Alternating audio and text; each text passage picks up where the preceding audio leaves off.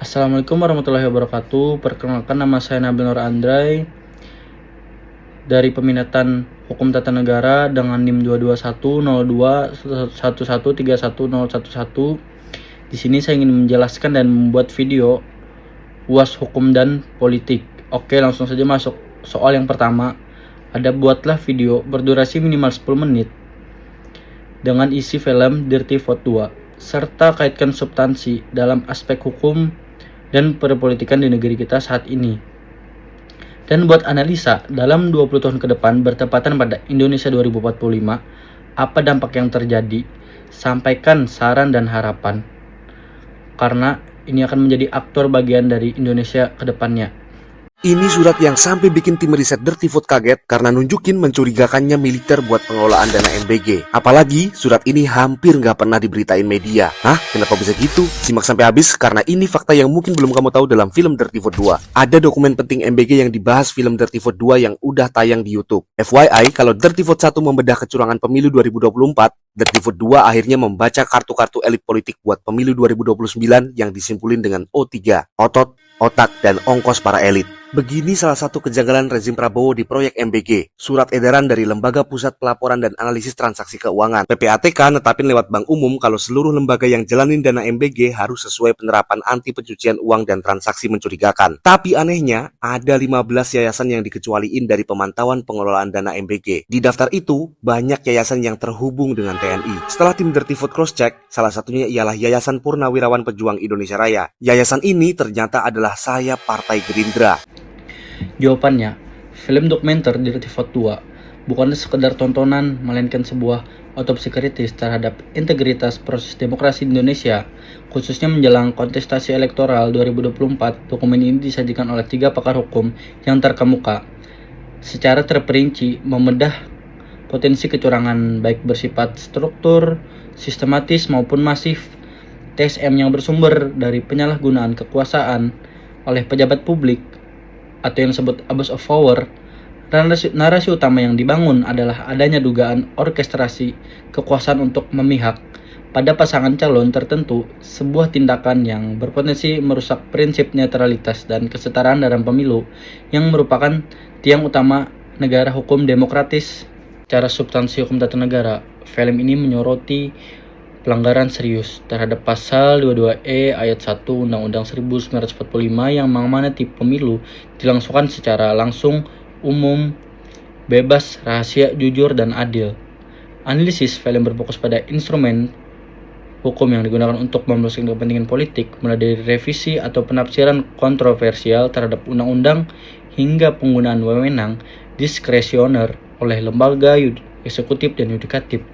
Kasus paling mencolok adalah dugaan politisasi Mahkamah Konstitusi dalam putusan mengenai batas usia calon wakil presiden yang memperlihatkan potensi kolusi politik yang merusak independensi kekuasaan kehakiman pada pasal UU 24 UUD 1945. Selanjutnya, salah satu fokus utama dalam film adalah dugaan politisasi bantuan sosial atau bansos yang dikaitkan dengan upaya memengaruhi preferensi pemilih. Dari perspektif hukum administrasi negara, penyaluran bansos seharusnya didasarkan pada prinsip keadilan sosial dan data yang akuntabel, bebas dari kepentingan politik elektoral.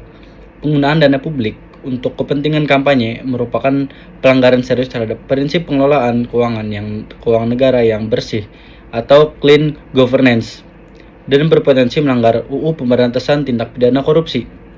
Karena menyalahgunakan fasilitas dan jabatan negara untuk keuntungan pribadi atau kelompok politik tertentu, tindakan ini mereduksi esensi bansos dari hak rakyat menjadi alat transaksional politik.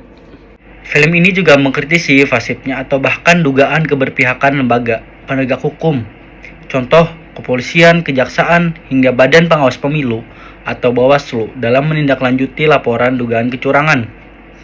Dalam aspek hukum acara pidana dan pemilu, prinsip due process of law dan penegakan hukum yang non-diskriminatif harus dijunjung tinggi. Ketika Bawaslu dianggap lemah dalam fungsi pengawasan dan penindakan, atau ketika penegak hukum lamban merespon laporan, hal ini menciptakan impunitas bagi pelaku kecurangan TSM, sehingga kepercayaan publik terhadap keadilan pemilu sekarang pun terkikis. Dalam kacamata perpolitikan, materi dalam Dirty Vote 2 mengafirmasi tesis konsolidasi oligarki dan resentralisasi kekuasaan.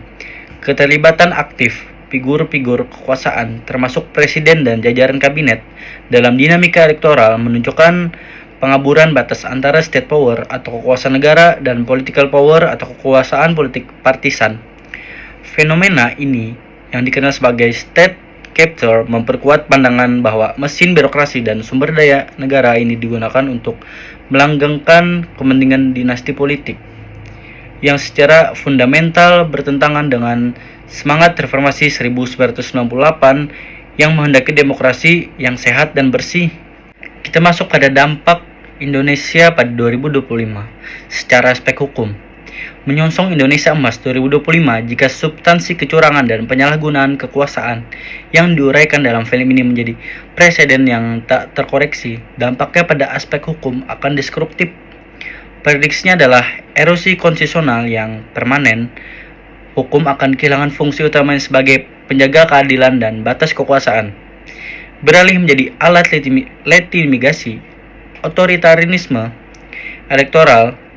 Independensi peradilan akan semakin tergerus, dan judicial review hanya akan menjadi formalitas belaka. Akhirnya, supremasi hukum yang didambakan akan digantikan oleh supremasi kekuasaan yang didukung oleh formalitas hukum yang cacat. Next, yang tadi saya jelaskan dampak 2045 Indonesia pada secara aspek hukum, dan ini kita akan memasuki dampak Indonesia 2045 secara politik dan ekonomi. Dari sisi perpolitikan dan ekonomi pada 2045, dampak yang mungkin terjadi adalah oligarki generasi kedua dan ketidaksetaraan struktural. Kekuasaan politik akan diwariskan melalui jalur informal dan transaksional, menguatkan lingkaran elit yang itu saja. Investasi dan kebijakan ekonomi akan didominasi oleh kepentingan para oligarki yang dekat dengan kekuasaan, mengabaikan prinsip persaingan usaha yang sehat. Dampaknya, pertumbuhan ekonomi yang diagung-agungkan akan bersifat eksklusif, gagal menciptakan pembaratan, dan kesenjangan sosial ekonomi akan melebar, memicu potensi instabilitas sosial dan polarisasi politik yang semakin tajam. Selanjutnya kita memasuki analisis dalam 20 tahun ke depan. Isu utama yang diangkat dari Dirty Vote 2 bukanlah sekedar siapa yang menang atau kalah, melainkan legitimasi proses itu sendiri. Jika proses pemilu dianggap cacat sejak awal, maka pemerintahan yang dihasilkan akan mengalami krisis kepercayaan publik yang berkepanjangan. Dalam 20 tahun ke depan, krisis legitimasi ini dapat memicu apatisme massa, menurunnya partisipasi politik berkualitas, dan munculnya gerakan sivil disobedience yang meluas karena rakyat merasa saluran demokrasi formal tidak lagi efektif untuk menyalurkan kehendak mereka. Yang terakhir, kita memasuki harapan. Harapan bagi Indonesia 2045 adalah agar kita mampu memulihkan kedaulatan hukum di atas kedaulatan politik. Kita harus mengakhiri siklus Dirty Vote dengan memastikan bahwa pemilu adalah arena konsultasi gagasan, bukan konsultasi penyalahgunaan fasilitas negara. Mahasiswa hukum harus berperan aktif mengawal setiap kebijakan publik dan putusan peradilan, memastikan bahwa segala tindakan penyelenggara negara didasarkan pada asas legalitas dan asas kepatutan hanya dengan menegakkan kembali integritas proses demokrasi.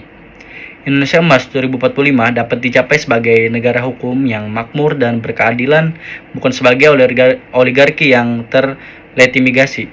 Dari semua yang saya jelaskan, saya akan membuat kesimpulan tersebut.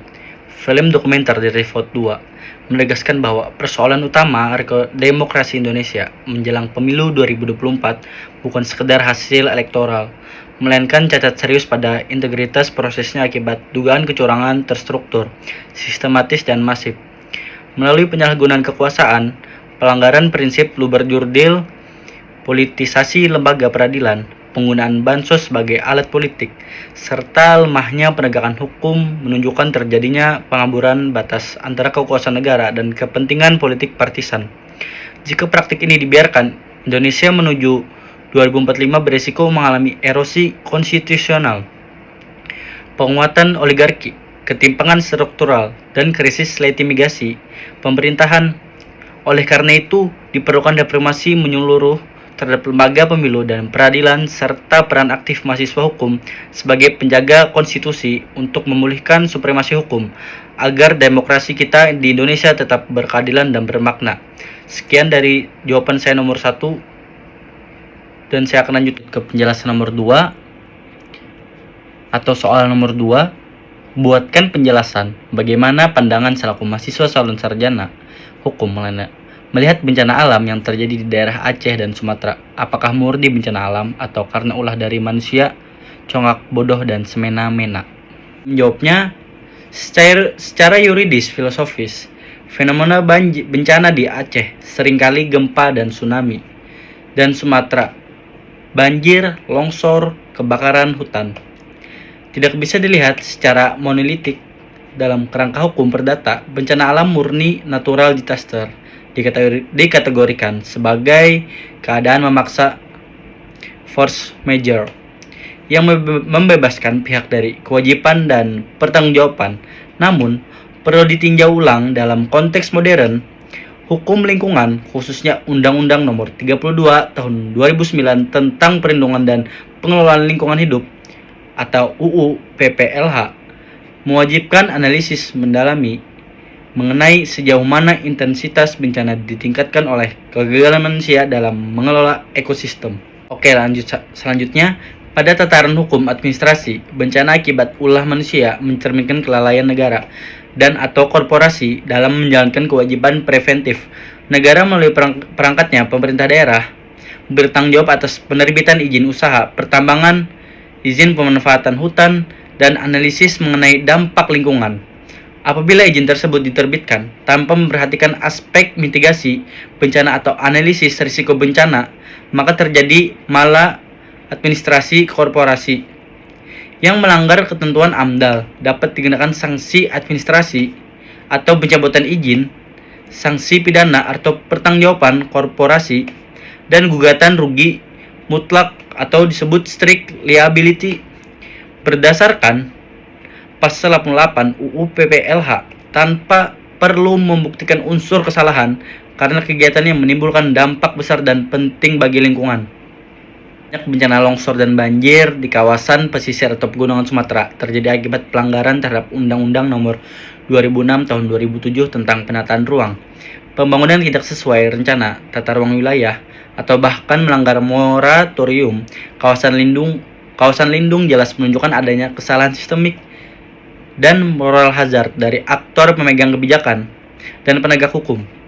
Pelanggaran tata ruang bukanlah sekedar pelanggaran administratif, melainkan pelanggaran yang secara langsung meningkatkan kerentanan masyarakat terhadap bencana.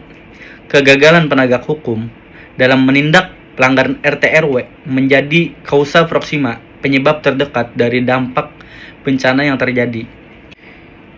Terakhir, harapan saya sebagai mahasiswa hukum, pandangan kritis harus ditekankan bahwa tidak semua bencana di Aceh dan Sumatera dibenarkan sebagai act of good.